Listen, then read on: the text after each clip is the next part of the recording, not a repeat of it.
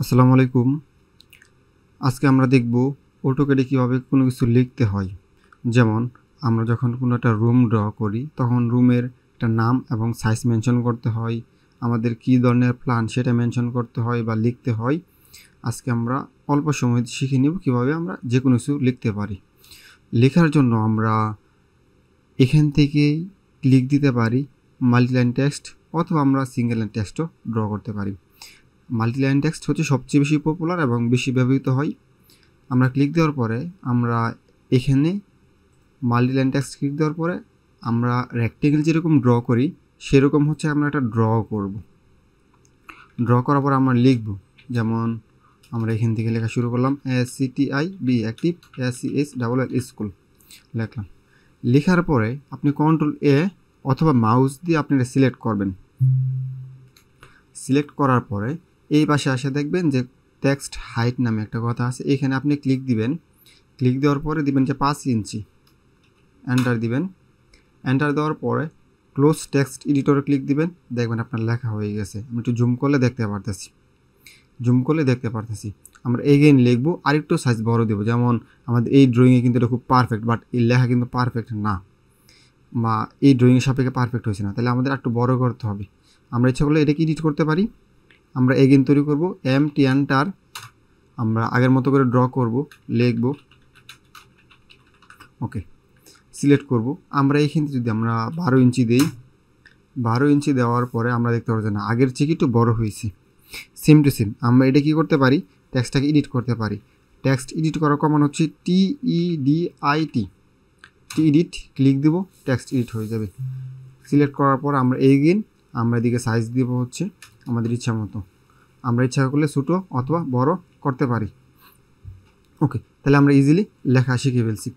একটা বেশি সতর্ক থাকবে, সেটা হচ্ছে আপনি যদি কোনো কিছু লিখেন, যেমন আমি আবার লেখলাম, দেখেন আমার লেখা কিন্তু হচ্ছে। আমি যদি এখানে সাইজ চেঞ্জ না করে যদি আমি টিক মার্ক দিয়ে দিই, তাহলে এই লেখাটা কিন্তু আপনি খুঁজে পাবেন না। এই লেখাটা আছে বাট খুঁজে পাবেন না। যেমন আমি খালি চোখে দেখতে পারতেছি না, এই লেখাটা এইখানে আছে, এটাকে জুম করলে আমরা দেখতে পারবো। ঠিক আছে, তাহলে এই মিস্টেকটা আপনারা করবেন না। সিলেক্ট করার পরে সাইজ টেক্সট হাইট দিবেন, তাহলে হয়ে যাবে। আরেকটি বিষয় হচ্ছে, আপনারা যখন একাধিক টেক্সট লিখবেন তখন এরকম সুন্দর করবেন কিভাবে। যেমন আমরা যদি এটাকেই লিখতে চাই, এমটি এন্টার, সিলেক্ট করব, এখানে লিখব যে এম মাস্টার বিইডি ব্যাট। লেখার পরে এন্টার দিবেন। আপনার যে ভ্যালুটা আছে সেই ভ্যালুটা দিবেন। আপনার ভ্যালু দেওয়ার পরে আপনি এখান থেকে কন্ট্রোল A দিয়ে সিলেক্ট করবেন। সিলেক্ট করার পরে এটা সাইজ চেঞ্জ করবেন। সাইজ চেঞ্জ করার পরে আপনার কাজ হচ্ছে এইখানে আপনার লাইনের অ্যালাইনমেন্ট সম্পর্কে কিছু লেখা আছে। এখানে আপনি যদি মিডল দেন অথবা সেন্টার দেন, তাহলে দেখবেন এটা সেন্টার হয়ে গেছে। তারপর ক্লোজ টেক্সট এডিটর দিবেন, দেখেন আপনার হয়ে গেছে। এখন যদি আপনার 2টা অথবা 3টা লাইন অথবা 4টা লাইন থাকে, আপনি চাচ্ছেন যে একটা লাইন আমি কম দিব, তাহলে ডাবল ক্লিক দিবেন অথবা টি এডিট দিবেন। এটাকে আপনি এডিট করে এই যে এইখানে দেখেন রেক্টেঙ্গেলের এই পাশে কিন্তু 2টা অ্যাঙ্গেলের লাইন আছে, এইখানে ধরে আপনি সামনের দিকে ড্র্যাগ করতে পারেন, এরকম ড্র্যাগ করতে পারেন। তাহলে আপনি একটু বড় করে দিয়েছেন, শেষ। দেখেন আপনারটা কি হয়েছে, খুব সুন্দর 2টা লাইনে আসা পড়ছে। সেম টু সেম আপনি যদি এটাকে আরেকটু সুন্দর করতে চান, অনেক সময় আমরা দেখি যে এটার পিছনে একটা ব্যাকগ্রাউন্ড কালার থাকে, তাহলে এটাকে ডাবল ক্লিক দিবেন।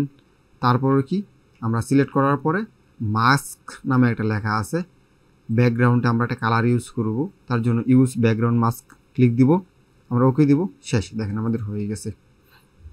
এগেন ডাবল ক্লিক দিলাম অথবা টি এডিট, আমি এটাকে এডিট করব। এডিট করার পর এগেন মার্কসে চলে গেলাম।